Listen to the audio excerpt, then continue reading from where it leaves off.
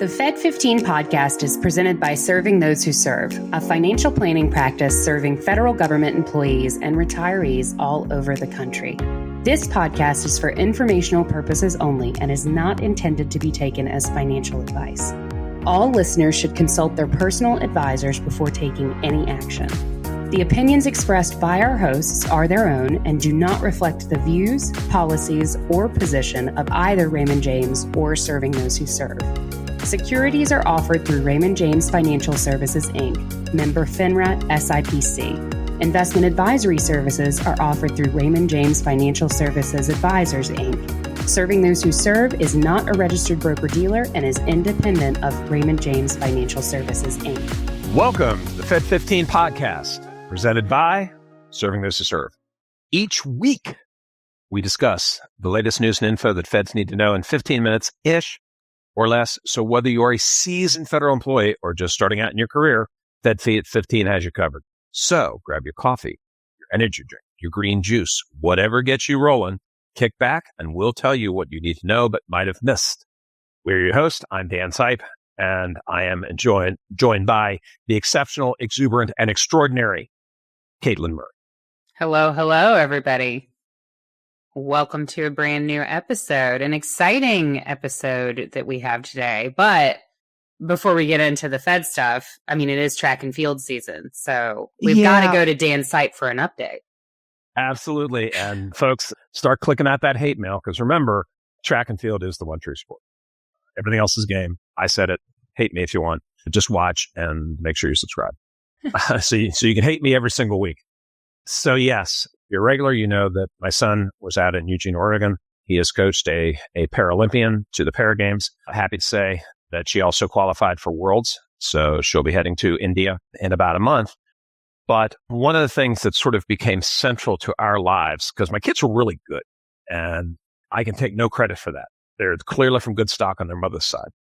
So we would travel pretty much all summer for meets, whether it be AAU Junior Olympics, USATF Junior Olympics, New Balance Nationals, Nike Nationals, things like that. So we were used to that. And one of the things that you always want to do is you want to be able to have some shakeout sessions, before you compete. And the venues themselves will give some time, but there's hundreds of athletes that need to fit into those spaces. So pretty quickly, we would start using Google Maps and things like that to find local high schools, community colleges, things like that might have facilities that are just open where you can walk on and do it. Well, Colin remembers this, so he's up there, and he and Sam find a community college nearby, which was amazingly nice.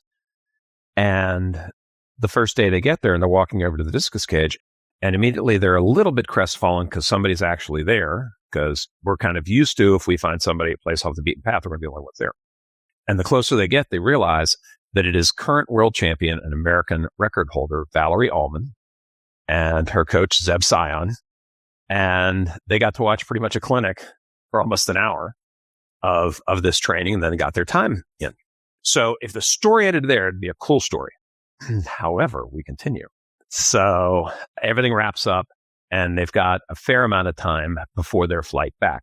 So Colin's wife traveled with them. So he said, hey, I need to show you this community college, because the facilities are just amazing. So they get there, and in the hammer cage, they see somebody training, and lo and behold, it is current American record holder and Olympic medalist Deanna Price.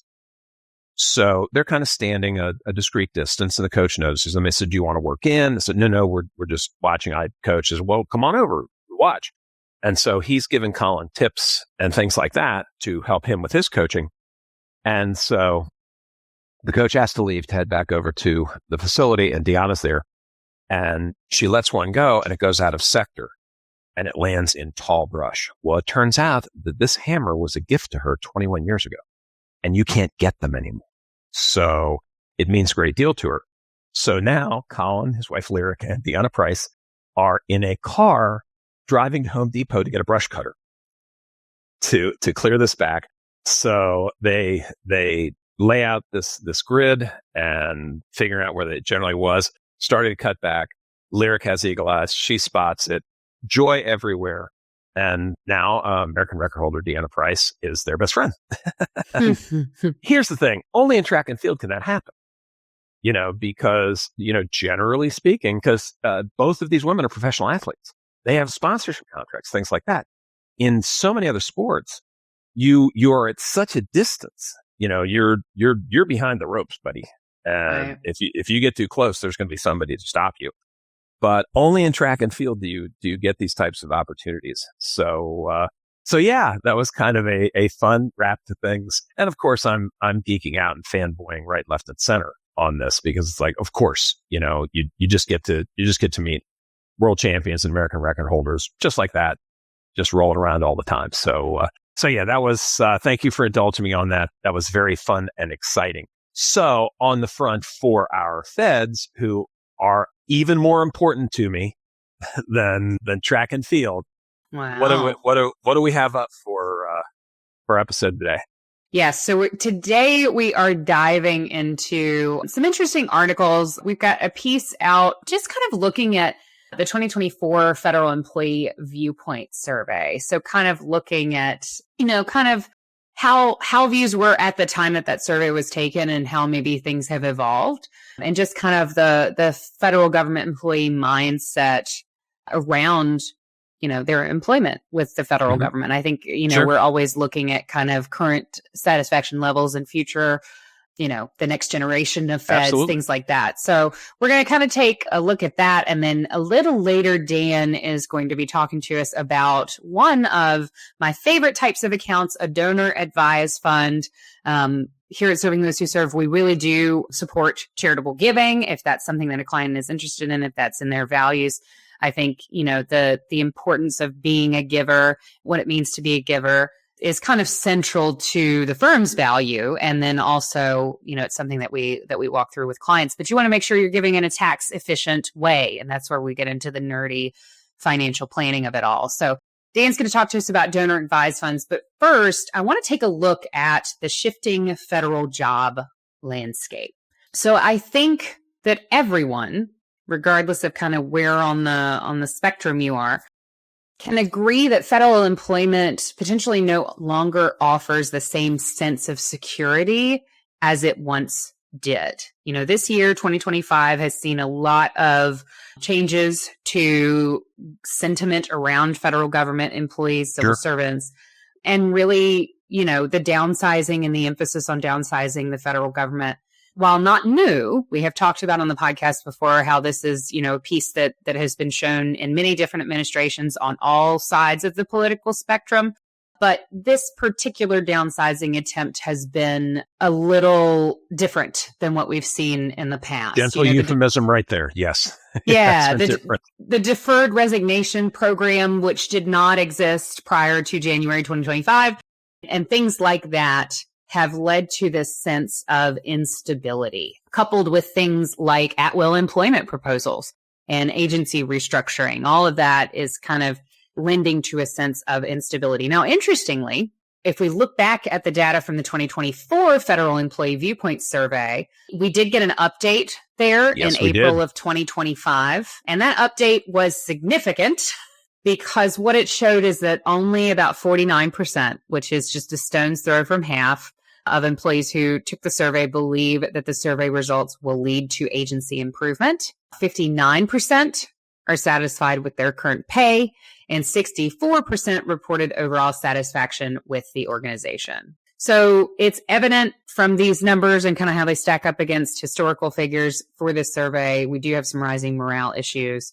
We do have a bit of a lack of trust in leadership across government. And a lot of this has been prompting what we've seen with early retirement. So, there are some concerns around whether staying until the FERS minimum retirement age remains worthwhile. So obviously, as an organization that works specifically with federal government employees and retirees, we want to dig into this. So what is the value of staying and how do we weigh that value? Despite challenges, federal benefits offer long-term advantages. The FERS pension. Sure. Pensions are very few and far between in the private sector these days. They used to be much more ubiquitous in the private sector. Now they are not. What we've seen over time is that private sector companies are outsourcing or offloading the responsibility of funding their employees' retirement from the company to the employee. And so we've seen those pensions drying up and disappearing. TSP matching contributions. Yep. The federal government has a great employer match. Many employers on the private sector side may not offer you a 401k. If you're a contractor, you may not have one. But even if you're a full-time employee, not all companies have 401ks, which is the private sector equivalent of a TSP. And not all companies match either. So something to be aware of there when you're looking at saving for retirement. And then lastly, FEHB coverage. I am sort of widely quoted in client meetings and other places that I think FEHB is the number one benefit that you have as a Fed. I do think it's more important than FERS for most people, because if you look at what private healthcare insurance costs prior to Medicare, it's insane. Okay. So FEHB is a huge benefit that you have as Feds. Really important to understand that most of the time in the private sector, you do not get to take your health insurance with you either. Okay. Some government organizations, some state organizations will allow you to take that with you, but in the private sector, it is very rare. While private sector jobs could provide higher salaries up front, the benefits that you're getting on the federal side often can create a more stable financial foundation over time. Obviously, it's different for every individual. So career decisions should weigh individual goals, timelines, and benefit value.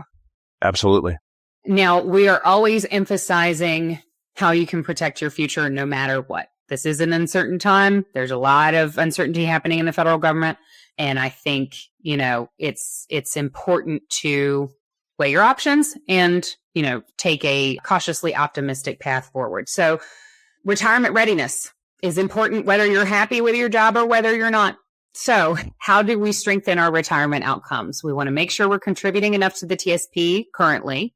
If you're able to contribute to the TSP, you want to make sure you're getting your full employer match. You want to make sure you know how the FERS pension is calculated and how it's projected at different retirement ages. If you want help with that, you can go to STWServe.com. In the top right-hand corner, you're going to see a beautiful button that says FERS Calculator. If you click that button, you can input your information and calculate what your FERS pension could look like based on different retirement dates. So we have a tool to help with that. It is 100% free. Absolutely. So please avail yourself of that. And then lastly, you want to make sure that if you are 50 and above, that you are making catch-up contributions to your TSP, because you can put in additional monies there, and you want to make sure that you're adjusting that as we go. Make sure that your benefits work for you. Make sure that your retirement planning is intentional, not overwhelming. It can very easily turn into overwhelm. Sure. For many folks, continued federal service is going to be the path that offers unmatched retirement security. For others, a planned exit could be the better option.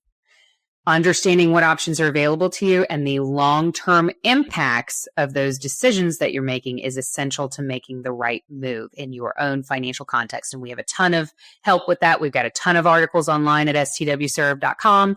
You can register for free webinars on every single facet of your employee benefits as a Fed. And, if you want one-on-one help and support, we're always happy to do a financial planning consultation to see if we may be a good partner for you in navigating those financial planning decisions. So Absolutely. That's that on that. Folks, don't give up on federal service. Quote Maya Angelou, all storms eventually run out of rain. So this too will pass. And federal service has been a great destination for so many people for so many years who have a servant's heart, want to serve their fellow man. Don't give up on it. And don't forget to look out for yourself. I mean, think about it. Having coached high school kids, it always astonished me how many kids would have to work their practice schedule around tutoring. So parents are paying for tutoring in elementary school, middle school, high school, college for their kids, and yet they don't get any help on their own stuff. So if you want to discuss transition possibilities, there's a tutorship opportunity right here. Think about us. We're happy to help. No strings, no sales pitches. We just want to help you get to the right decision. So one of the things that is kind of woven in the DNA over here is charitable giving. And as a matter of fact, and he doesn't get the pub because I'm the big mouth, face on your screen. You're kind of stuck with me every week. But my partner, Tom Lee, has a very cool professional life goal. His goal is in his lifetime, and he's about 17 years younger than me, is to help redirect $1 billion to charity through financial planning strategies and things like that, which I think is a pretty cool business life goal. So Tom doesn't give a lot of love. So I'm going to throw this out there. I'd like one person, I don't care who you are, to send a message through our website. You can see how to contact us in there, and just put in there, "Hey, Tom, I think your $1 billion charitable goal is really cool." So let's see how our network does. Just want one person to do that, because I guarantee you'll make a mistake. So we spend a lot of time on working on these things, thinking them through, and having these conversations with our clients.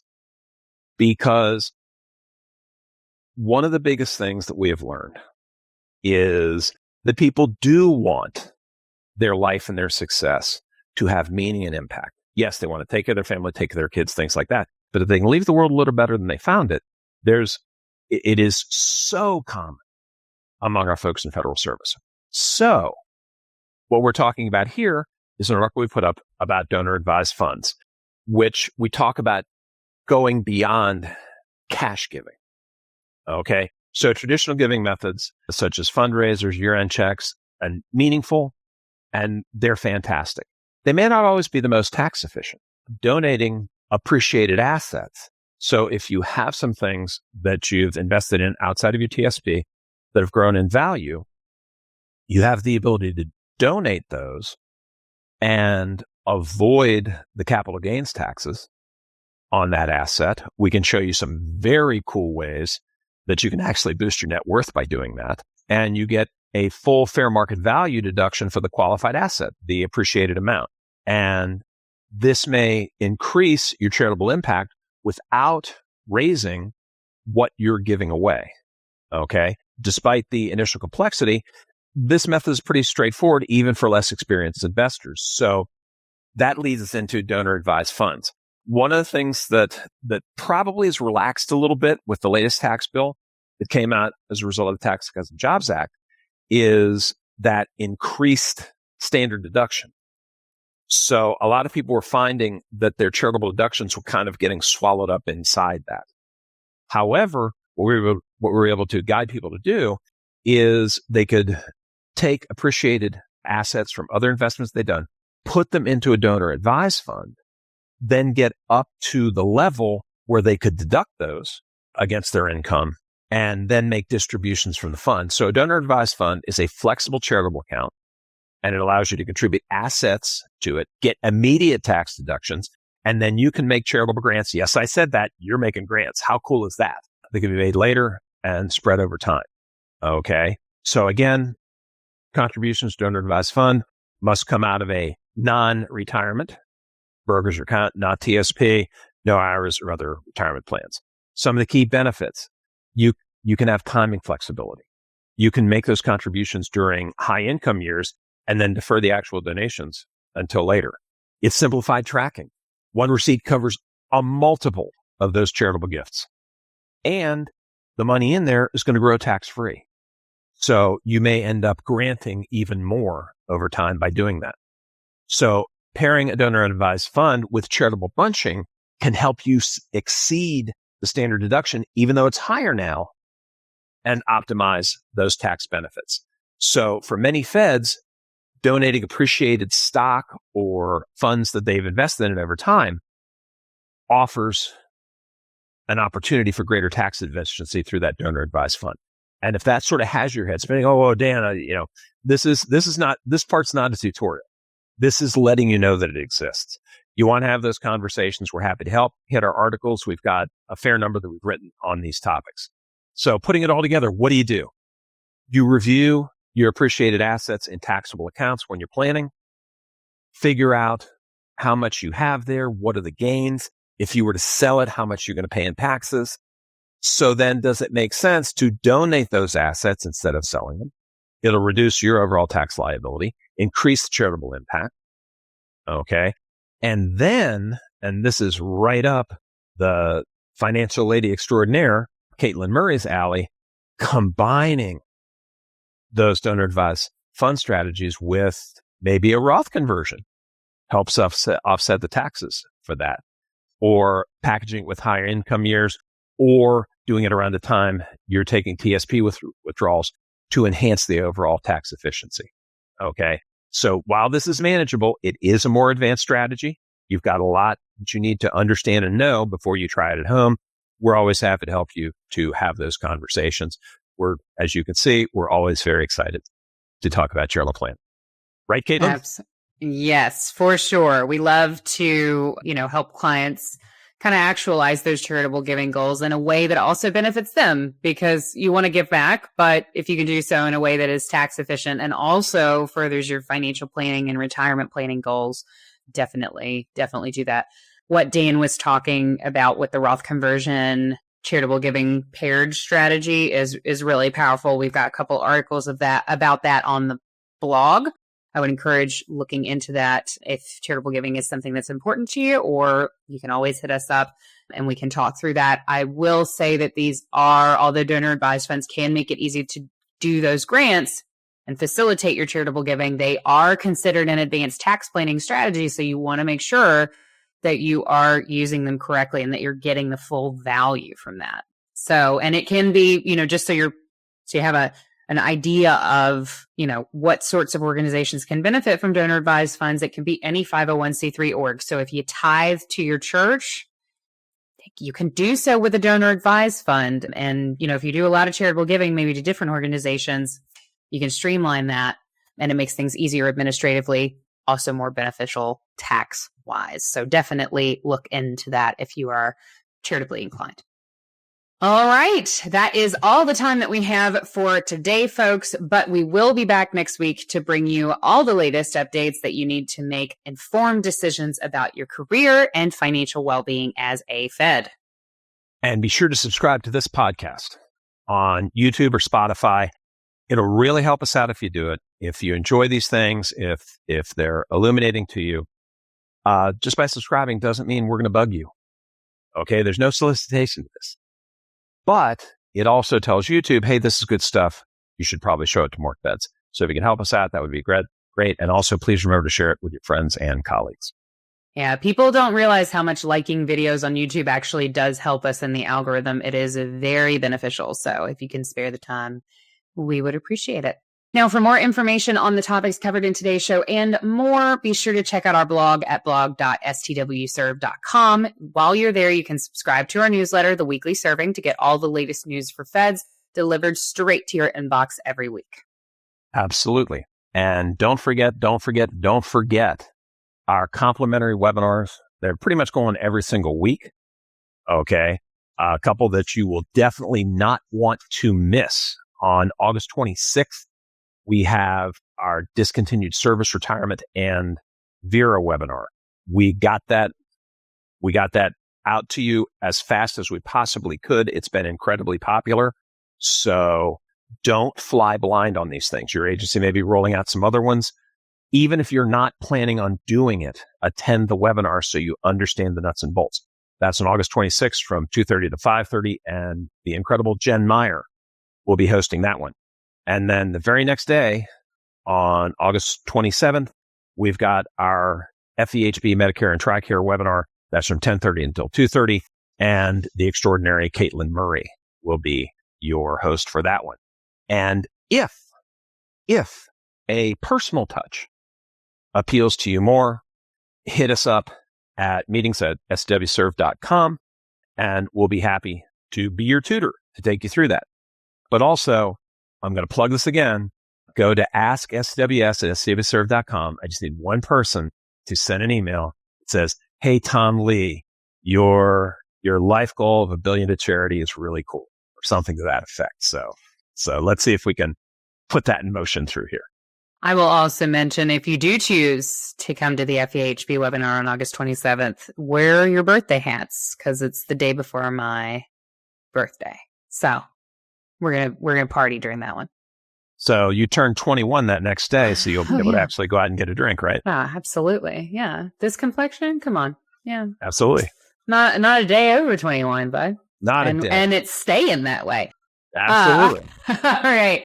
Thanks, everybody, for listening to the Fed15. I am Katelyn Murray. And I'm Dan Sight. And we will see you next week.